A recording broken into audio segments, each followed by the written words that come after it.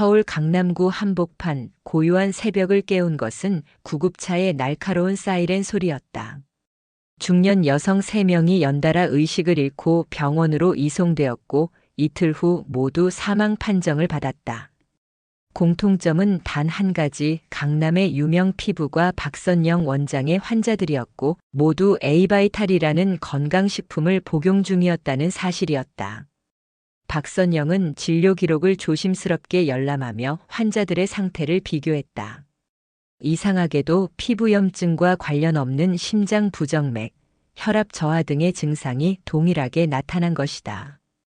그녀는 즉시 대한피부과협회에 보고했고 동시에 제품의 성분 분석을 의뢰했다. 한편 이 소식을 뉴스에서 접한 은퇴 경찰 이재훈은 이상한 기시감을 느꼈다. 그의 머릿속을 스친 건 15년 전 같은 증상으로 사망한 중년 여성들 사건이었다. 결국 심장마비로 종결된 그 사건은 이재훈이 가장 마음에 남아있던 미제 중 하나였다. 그는 의심을 떨칠 수 없었고 스스로 이 사건을 추적해보기로 결심했다. 이재훈은 가장 먼저 박선영을 직접 찾아갔다. 15년 전에도 이런 일이 있었습니다. 환자들은 건강식품을 복용하고 있었죠. 박선영은 놀라 눈을 크게 떴고 두 사람은 긴밀히 협조해 사건을 파헤치기로 했다. 두 사람은 환자들이 복용한 에이바이탈을 집중 분석했고 식약처에 문의해 유통 경로와 승인 절차를 확인하기 시작했다. 그러던 중 제품의 주요 성분 중 하나가 유럽에서 판매 금지된 이력이 있는 원료라는 단서를 잡는다.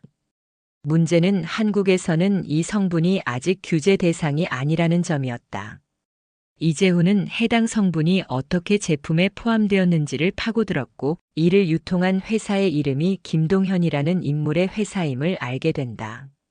한편 김동현은 중년층을 주요 타겟으로 한 건강식품 회사의 대표로 에이바이탈을 출시한 후 엄청난 매출 성장을 이루고 있었다. 그러나 회사의 빠른 성장 뒤에는 성분 검증 절차의 생략과 공급 업체와의 음성적 계약이 숨겨져 있었다. 이재훈과 박선영은 이제 본격적으로 김동현과 그의 회사를 조사하기 시작한다. 그들의 직감은 틀리지 않았다. 이 사건은 단순한 사고가 아닌 거대한 음모의 서막이었다. 중년층 사이에서 유행처럼 번지고 있는 맨발 걷기 운동. 자연과의 접촉을 통해 건강을 회복한다는 이 단순한 운동이 예상치 못한 비극의 서막이 될 줄은 아무도 몰랐다. 프리랜서 기자 최민지는 이 운동과 관련된 이상 증세가 잇따른다는 제보를 받고 한강공원과 서울숲 등을 직접 취재하던 중 한 여성이 걷기 도중 쓰러졌다는 이야기를 들었다. 이상했던 건 쓰러진 사람들 모두 에이바이탈을 복용하고 있었다는 사실이었다. 또 그 제품이야. 최민지는 취재 노트를 뒤적이며 박선영 원장이 발표한 논문 초안을 다시 읽었다. 심박수 급변, 어지러움, 근육 경련. 그리고 모두 공통적으로 특정 성분이 체내에서 급격히 작용했다는 분석. 그녀는 이를 단독 기사로 다룰 준비를 하며 이재훈과 박선영에게 정보를 공유했다. 이재훈은 곧바로 최민지를 만나러 갔다. 세 사람은 각자의 정보를 맞춰보며 사건의 퍼즐을 맞추기 시작했다. 에이바이탈의 성분 중 메틸파라벤이라는 이름이 수면 위로 떠올랐다. 이 성분은 과거 피부 자극이나 호흡기 이상 반응을 유발한 전적이 있었고 일부 유럽 국가에서는 식품 첨가제로 금지된 바 있었다.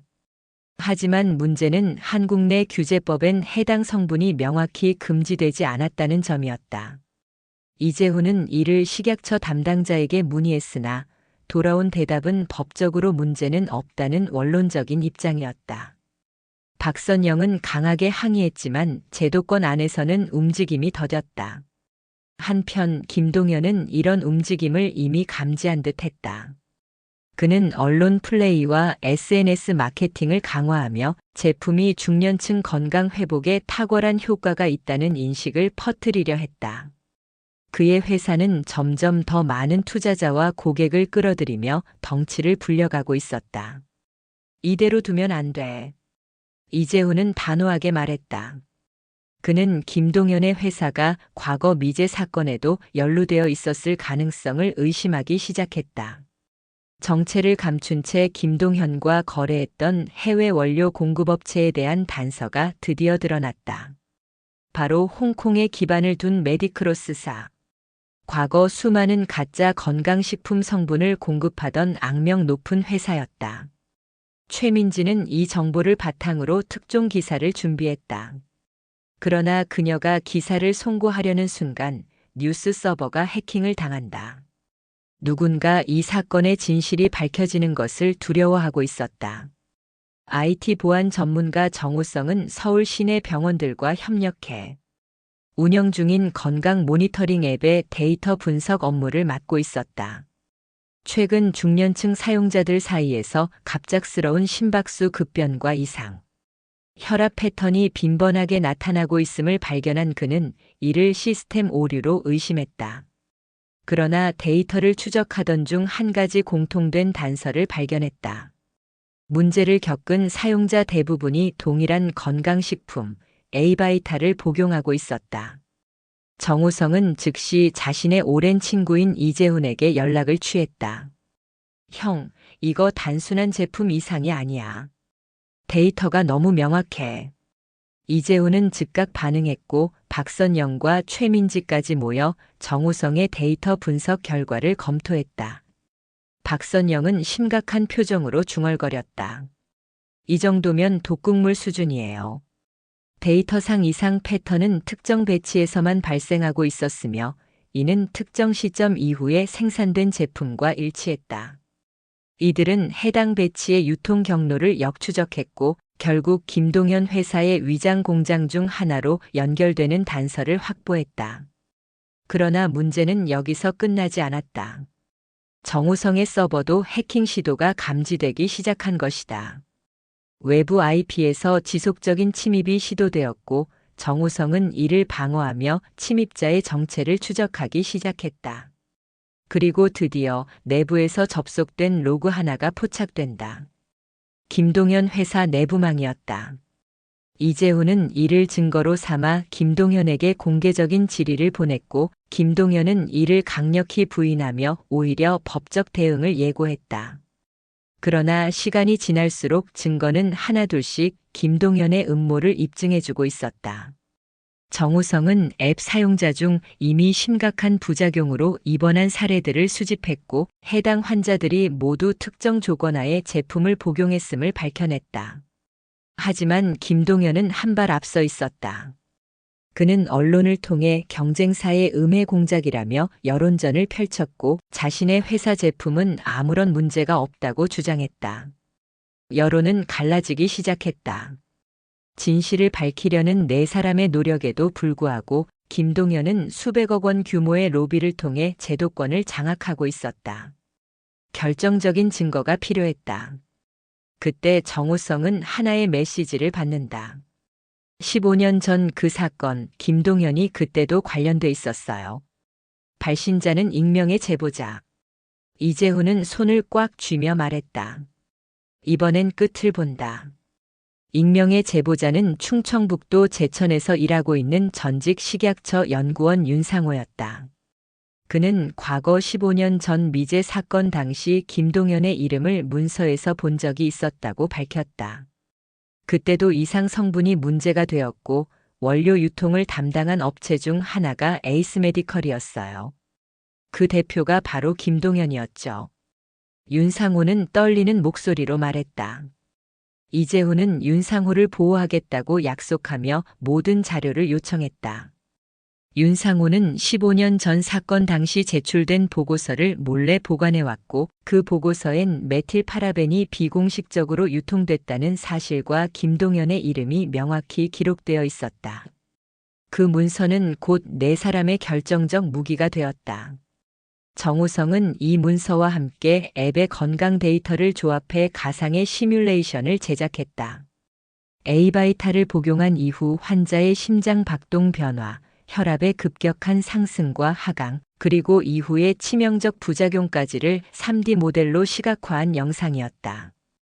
박선영은 이 모델을 기반으로 전문가 회의에서 강력히 경고했고 최민지는 이를 토대로 특종을 준비했다. 한편 김동연 측은 윤상호의 실명을 확인하고 법적 압박을 시도했다. 내부 폭로자를 색출하기 위한 움직임이 본격화되었고 윤상호는 신변의 위협을 느끼며 가족과 함께 외딴 시골로 피신했다. 이재훈은 윤상호가 안전한 장소에 머물도록 보호 인력을 배치했다. 그 사이 박선영과 정호성은 식약처와 국회에 증거를 제출했고 긴급 청문회가 열리게 된다. 청문회 당일 전국의 시선이 국회로 집중됐다. 김동연은 끝까지 자신을 방어하며 모든 제품은 식약처의 승인 절차를 거쳤다고 주장했다. 하지만 이재훈은 단호하게 말했다. 정상적인 승인 절차는 당신이 로비로 조작한 결과입니다. 이 말에 청중이 술렁였고 정호성은 해킹 로그와 내부 자료를 공개하며 회사 내 보안 취약점을 낱낱이 드러냈다.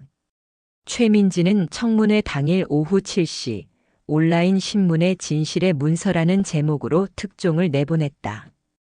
기사에는 윤상호의 인터뷰, 식약처 내부 문건, 피해자들의 증언이 고스란히 담겼다. 이는 엄청난 반향을 일으켰고 몇 시간 만에 SNS를 통해 퍼져나갔다. 국민청원이 시작됐고 하루 만에 30만 명이 서명했다. 김동연은 마침내 침묵했다. 그는 기자회견도 없이 법률 대리인을 통해 사과문을 발표했으며 모든 경영권에서 물러나겠다고 밝혔다. 하지만 네 사람은 알고 있었다. 이 사건은 아직 끝나지 않았다는 것을. 메디크로스, 에이스 메디컬, 그리고 그 뒤에 숨은 또 다른 이름들까지 이제야 진짜 추적이 시작된 것이다. 청문회 이후 전국은 들끓었다. 뉴스에서는 연일 김동연 사건을 보도했고 국회의원들은 긴급 입법을 예고하며 책임론을 제기했다. 하지만 박선영은 차분하게 입을 열었다. 그 사람은 단지 빙산의 일각이에요. 정호성과 최민지도 고개를 끄덕였다. 이 사건 뒤엔 더 복잡한 이해관계와 조직이 도사리고 있었다. 정호성은 해킹당한 로고들을 분석하며 또 다른 이름을 발견했다. 신영제약. 국내 유명 제약사로 알려져 있었으나 내부에서는 불법 원료 거래로 유명한 악명 높은 거래처였다. 그는 즉시 이재훈에게 자료를 전달했고 네 사람은 다시 움직이기 시작했다. 그러던 중 윤상호가 또 다른 내부 제보자를 연결해 주었다. 그는 바로 신영제약의 전 품질관리팀장 이철민이었다. 우리 회사는 메디크로스와 수년간 거래해왔습니다. 그런데 그 성분이 문제를 일으킬 수 있다는 걸 알면서도 묵인한 적이 있습니다. 이철민의 증언은 결정적인 돌파구였다. 이재훈은 더 이상 뒤로 물러설 수 없었다. 그는 직접 경찰청을 찾아가 모든 자료를 제출했고 미제 사건 재수사를 요청했다. 경찰 내부에서도 이번에는 움직였다. 국민 여론과 함께 거대한 수사의 바람이 불기 시작한 것이다. 박선영은 건강 피해를 입은 환자들 가족과 함께 소송을 준비했고 최민지는 전국적으로 유사 사례를 수집했다. 정호성은 모든 데이터를 종합해 국가기관과 공유할 수 있는 오픈 시스템을 개발하기 시작했다. 이 네 사람의 집요한 노력은 이제 단순한 보복이나 보도를 넘어 사회적 개혁으로 이어지고 있었다. 한편 김동연은 해외로 도피를 시도하다 공항에서 체포됐다. 그의 구속은 사회적 파장을 불러일으켰고 건강식품 산업 전반에 대한 구조적 개편이 시작되었다. 메디크로스는 국제 수배가 내려졌고 신영제약 역시 대대적인 압수수색에 들어갔다. 이제야 첫 단추를 제대로 꿰은 것 같군요. 이재훈은 멀리 지는 노을을 바라보며 말했다. 하지만 아직 갈 길이 멉니다. 최민지는 조용히 고개를 끄덕이며 카메라 셔터를 눌렀다. 그 순간을 기록하기 위해서였다. 이 이야기가 흥미로우셨다면 지금 바로 구독과 좋아요를 눌러주세요. 계속되는 충격과 반전의 이야기를 함께 하실 수 있습니다. 신영제약에 대한 압수수색은 전방위적으로 이루어졌다. 검사들과 수사관들이 본사와 지방공장, 연구소까지 들이닥쳤고 수십 박스 분량의 서류와 서버 데이터가 확보되었다. 이재훈과 정호성은 수사팀과 협력하며 확보된 데이터를 분석했고 그 안에서 한 문건을 발견했다. 프로젝트 M-X라는 제목이 달린 그 파일에는 놀라운 사실이 담겨 있었다. 프로젝트 M-X는 메디크로스, 김동현 그리고 신영제약이 함께 기획한 건강식품 성분 대체 계획이었다. 원가는 낮추되 효과는 극대화시키기 위해 메틸파라벤보다 더 자극적인 유사 화학물질을 사용하자는 내용이 주 골자였다. 더 큰 문제는 이 성분이 국제적으로 발암 의심 물질로 분류돼 있었음에도 불구하고 그들은 이를 알면서도 제조에 적용했다는 점이었다. 이건 살인입니다. 박선영은 분노에 찬 목소리로 말했다. 최민지는 이 문건을 특종 보도하기 위해 정호성에게 원본 파일을 전송했고 정호성은 이를 분석해 변조 가능성이 없다는 인증서를 발급받았다. 한편 국민 여론은 걷잡을 수 없이 타오르고 있었다. 온라인에서는 김동현과 신영제약에 대한 공분이 커졌고 시민단체들은 집단소송을 예고했다. 윤상호는 자신이 제보한 것에 대한 책임을 통감하면서도 이제야 속이 좀 놓입니다. 라고 말했다. 이재훈은 윤상호의 가족이 다시 안전하게 서울로 돌아올 수 있도록 조치했고 기자들 앞에서 윤상호는 익명으로 인터뷰에 응했다. 우리는 다 알고 있었어요. 다만 아무도 말을 하지 않았을 뿐입니다. 하지만 거대한 권력은 쉽게 무너지지 않았다. 신영제약의 고문 변호인단은 무려 12명으로 구성되었고 로펌 하이랜드가 투입됐다. 이들은 모든 문건이 조작된 것이라고 주장하며 메디크로스와의 연관성을 부정했다. 그러나 이재훈과 정호성은 해킹 로그와 내부 메일 그리고 서버 백업 파일까지 확보해 반격의 태세를 갖췄다. 박선영은 환자 유가족들과 함께 피해자 대책위를 구성했고 최민지는 전국에서 몰려온 제보들을 정리해 하나의 데이터베이스로 만들었다. 중년층의 삶과 건강을 위협한 이 사건은 이제 거대한 공익운동의 시발점이 되어가고 있었다. 그리고 그날 밤 정호성의 개인 서버에 또 다른 익명의 메시지가 도착했다. 다음은 제약 유통망입니다. 조심하세요. 메일에는 하나의 좌표와 함께 암호화된 파일이 첨부되어 있었다. 아직 끝이 아니었다. 익명의 메시지를 분석한 정호성은 즉시 데이터를 복구화했다. 메시지 안에는 국내 제약 유통망의 구조도와 거래 내역, 주요 인물들의 실명, 그리고 은밀히 전달된 메디크로스 제품의 운송 루트가 상세히 기록되어 있었다. 이 좌표는 충남 아산에 위치한 한 물류 창고를 가리키고 있었다. 이재훈은 경찰 수사팀과 함께 곧장 현장을 급습했다. 도착하자마자 의심스러운 분위기가 감돌았다. 창고 직원들은 이미 사전에 정보를 입수한 듯 일부 문서를 소각 중이었고 물류 창고의 CCTV는 며칠째 작동하지 않고 있었다. 그러나 정호성이 추적한 GPS 기록과 운송 트럭의 블랙박스 데이터를 통해 지난 한 달간 이곳을 거쳐 나간 수상한 박스들의 수를 확인할 수 있었다. 창고 내부에서 발견된 박스 중 일부에는 라벨이 건강식품 샘플로 위장되어 있었으나 안을 열어보니 메디크로스와 동일한 로고가 찍힌 약병이 쏟아져 나왔다. 그중 하나의 라벨엔 시험용 마이너스 국내 비유통용이라는 문구가 작게 쓰여 있었다. 정호성과 박선영은 즉시 시료를 확보해 국과수에 의뢰했고 며칠 뒤 검사 결과가 도착했다. 검출된 성분은 유럽 기준에선 1급 발암 가능 물질로 분류된 테트라메톡시벤젠입니다. 라는 소견이 첨부되어 있었다. 국민적 분노는 다시 불붙었다. 정부는 사상 초유의 건강식품 긴급 유통 중단 명령을 발동했고 관련 상품 전량 회수에 돌입했다. 하지만 사건의 중심에는 여전히 메디크로스라는 해외 기업이 있었다. 국제 인터폴 수배가 내려졌고 메디크로스의 CEO는 홍콩 현지에서 은신 중이라는 정보가 입수되었다. 최민지는 특파기자 자격으로 직접 홍콩으로 향했고 정우성은 그 여정을 위해 백도어 추적 장치를 설치해 주었다. 혹시 모르니까 이걸 꼭 갖고 가요. 한편 윤상호와 이철민은 국회 청문회에 증인으로 출석해 메디크로스와 국내 유통업체의 실명을 공개했다. 박선영은 전국의사협회와 연계해 중년층 건강 모니터링 시스템을 구축하기 시작했다. 이재훈은 다시는 이런 일이 반복되지 않게 하기 위해 경찰청 특별조사반 창설을 제안했다. 네 사람은 어느새 사회적 정의 실현의 선봉에 서 있었다.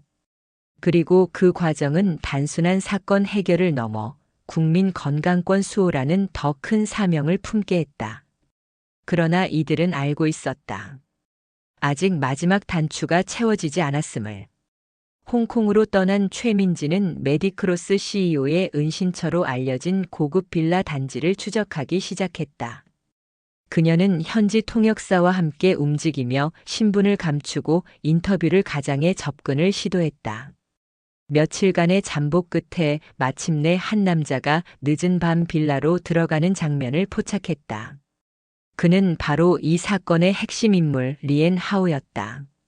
최민지는 조심스레 사진과 영상 증거를 확보했고 곧바로 한국 수사 당국과 인터폴에 정보를 전달했다. 며칠 뒤 홍콩 경찰과 인터폴은 공조 작전 끝에 리엔 하오를 체포했다. 그의 체포 소식은 국내에 타전되었고 온 나라가 환호했다. 하지만 진짜 싸움은 이제부터였다. 이재훈은 인터뷰에서 말했다. 진실은 언제나 숨어 있지만 누군가 반드시 밝혀야 합니다. 우리가 한 일은 그저 첫걸음일 뿐입니다. 박선영은 이 사건 이후 모든 환자 진료 시 성분 이력과 복용 이력을 엄격히 확인하는 시스템을 도입했고 정우성은 이를 데이터화해 전국 병원에 배포하는 공공 플랫폼을 완성했다. 최민지는 중년의 그림자라는 제목으로 이 모든 과정을 책으로 펴냈고 전국에서 수많은 중년 독자들이 그녀의 글을 읽으며 울고 또 분노했다. 윤상호와 이철민은 정부의 감사패를 받았고 식약처는 대대적인 구조 개편에 들어갔다. 몇 달 후 서울시민회관에서는 국민건강정의 포럼이 개최되었다. 박선영과 정우성, 최민지 그리고 이재훈이 함께 무대에 올랐고 박수와 환호가 쏟아졌다. 이재훈은 조용히 웃으며 말했다. 다들 잘 버텼군요. 그날 밤 네 사람은 오래간만에 술잔을 기울이며 과거를 회상했다. 그들의 눈빛 속엔 후회보단 뿌듯함이, 절망보단 희망이 자리 잡고 있었다. 혹시 또 비슷한 일이 생기면? 박선영이 물었다. 이재훈은 단호하게 말했다. 또 달려야죠. 누군가는 해야 하니까요. 그리고 서울 도심 어딘가.